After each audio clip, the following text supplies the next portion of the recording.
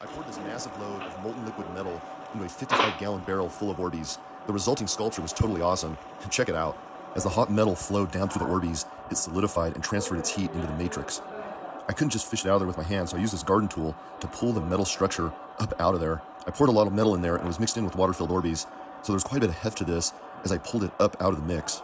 I could tell this thing was huge as the very tip of it came up out of the Orbeez, and I was really eager to see what the entire thing looked like. As I pulled the formation up out of the hot matrix, it was as if the barrel of Orbeez was giving birth to a metal monster. The metal had formed undulating arms and divergent spikes, giving the entire structure an extremely unique and interesting form.